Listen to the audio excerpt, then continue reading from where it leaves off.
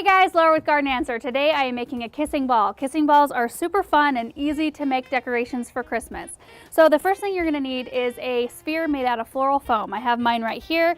This one is 3 inches in diameter. I prefer smaller ones. I see a lot of tutorials recommend a 6-inch size, but 6-inch size spheres end up making a huge kissing ball because they do get quite a bit wider than they are now once you get your greens in there. So I prefer the 3-inch size.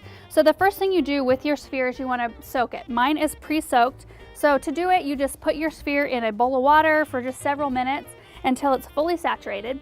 Then I like to set it like on a paper towel or a dish towel or something like that on the counter and let it kind of drip dry for a few minutes, just so it's not making a wet mess all over your work surface. So once that's prepped, you want to grab a big straw, just like this one, and you'll poke it right through the sphere, just like that. And then you'll cut off the excess. A little windy out today. Cut off the excess on either side, just like that. And this is going to act as a tunnel for our twine. I'm going to use a little piece of wire. This is just floral wire. You can use whatever. You can use a skewer or anything like a screwdriver, anything that's long, just to poke that extra moss out of the straw. There it is. And you can just throw away this extra foam. So right here, the straw is in there as our guide. And then we've got a piece of twine, and you'll just want to cut this long enough to where it'll hang the distance you want it. So I've got mine about like 18 inches or so once it's doubled up. And I'm going to put the 2 cut ends together and guide them through the straw. Like that. So it should look like that. And then I've got a little stick here. This is just a little piece of dogwood. You can use anything out of the garden, anything that's nice and strong. And just put it in between the 2 pieces here and then tie it off. And this will keep the string from going back up through the straw.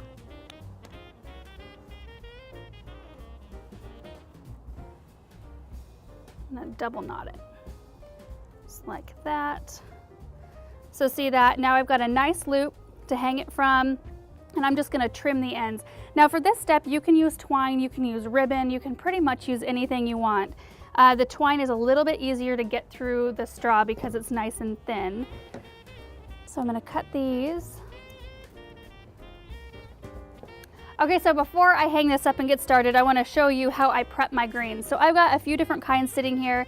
I've got some Polar Gold Arborvitae, which is a really nice soft gold colored foliage. I've got some Spring Green Arborvitae, nice deep green soft. I've got some Winterberry Hollies, which I haven't decided if I'm going to use these or not yet in this arrangement.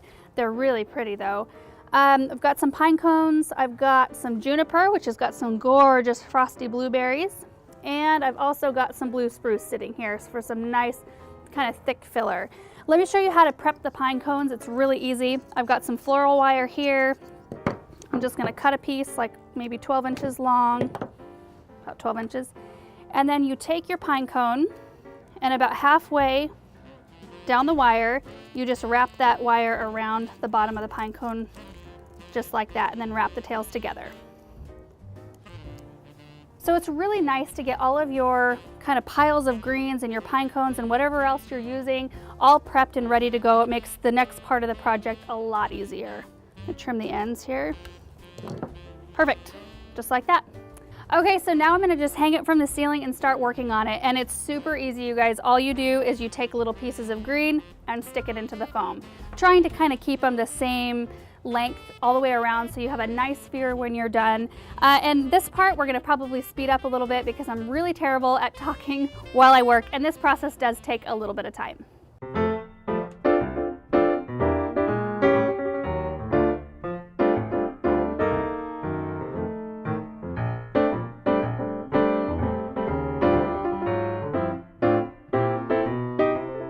So here it is, all done, and I did add a red bow to it because I thought it would make it look super festive.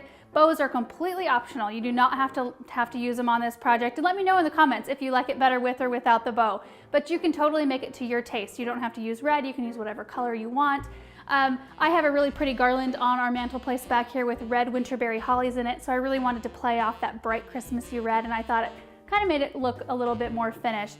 And the pine cones, that kind of thing, is also optional, and you really can use any type of evergreen you want. I mean, you can just use all of one type and it's still a really pretty decoration. The history of kissing balls is really interesting. They originated during the Middle Ages in England, and they were referred to as holy boughs. And they were interlocking pieces of evergreen that would cradle a figurine of baby Jesus or part of the Holy Family. And they would hang them in doorways, and they were a symbol of goodwill or welcome to visitors.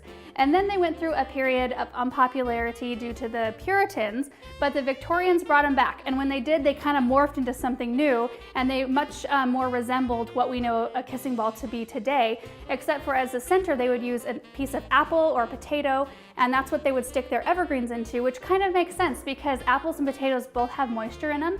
So I bet you that those kept the evergreens a lot more fresh for a lot longer. So not only would they use evergreens in their kissing balls, they would also use plants and herbs that symbolized something, that meant something to them. So they would use like lavender and rosemary, which symbolized devotion and loyalty. They'd also use mistletoe, which we all know today is kind of the plant that you kiss underneath. And that's what this kissing ball kind of morphed into.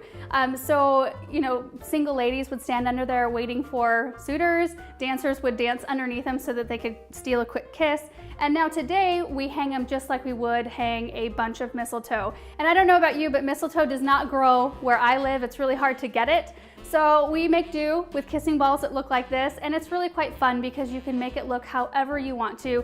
Super easy. It doesn't take a ton of different supplies to do it, and it's a fairly quick project. I hope you guys enjoyed seeing this video. I hope you try it out this year, and if you do, send me a picture. We'll see you in the next video. Bye.